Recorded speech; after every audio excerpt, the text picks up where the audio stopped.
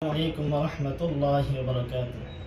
الحمد لله وكفى وسلام على عباده الذين اصطفى أما بعد فأعوذ بالله من الشيطان الرجيم بسم الله الرحمن الرحيم إن الصلاة تنهى عن الفحشاء والمنكر صدق الله العظيم.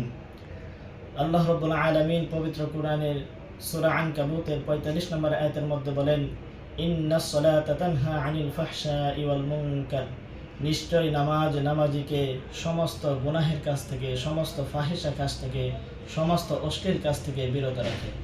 কিন্তু বর্তমানে দেখা যায় আমরা নামাজ পড়ার পরও বিভিন্ন গুনাহের কাজে লিপ্ত হয়ে থাকি। নামাজ পড়ার পরও সুদ খাই, নামাজ পড়ার পরও ঘুষ খাই, নামাজ পড়ার পরও মিথ্যা কথা বলি। তাহলে আল্লাহ তাআলা বলেছেন, ইন্নাস সালাতা তানহা আনিল ফাহশাই ওয়াল মুনকার, নিশ্চয় নামাজ নামাজিকে সমস্ত গুনাহের কাছ থেকে বিরত রাখে। তাহলে আমরা কেমন নামাজ পড়লাম যে আমাদের নামাজ আমাদেরকে গুনাহের কাছ থেকে বিরত রাখতে পারলো না?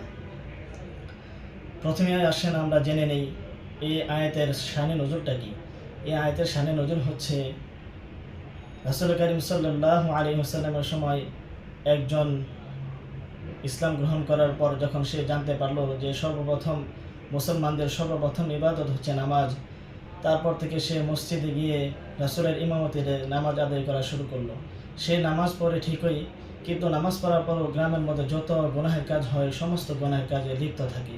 সাহাবীরা রাসূল করিম সাল্লাল্লাহু আলাইহি ওয়াসাল্লামের নিকট অভিযোগ করলেন, ইয়া রাসূলুল্লাহ, অমুক ব্যক্তি মুসলমান হয়েছে ঠিকই, কিন্তু সে নামাজ পড়ার পরেও সে সমস্ত গুনাহের কাজে লিপ্ত হয়। তখন নবী তাদেরকে বললেন, সে নতুন মুসলমান হয়েছে, তাই তোমরা তাকে কিছু বলিও না, কারণ সে তার নামাজকে সংশোধন করতে পারেনি।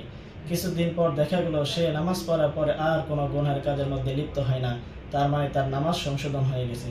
ঠিক ওই সময় আল্লাহ তাআলা এই আয়াত নাযিল করলেন, ইন্নাস সালাতা তানহা আনিল ফাহশাই ওয়াল মুনকার, নিশ্চয় নামাজ নামাজিকে সমস্ত গুনাহের কাছ থেকে বিরত রাখে। তাহলে আমাদের নামাজকে পরিবর্তন করতে হবে।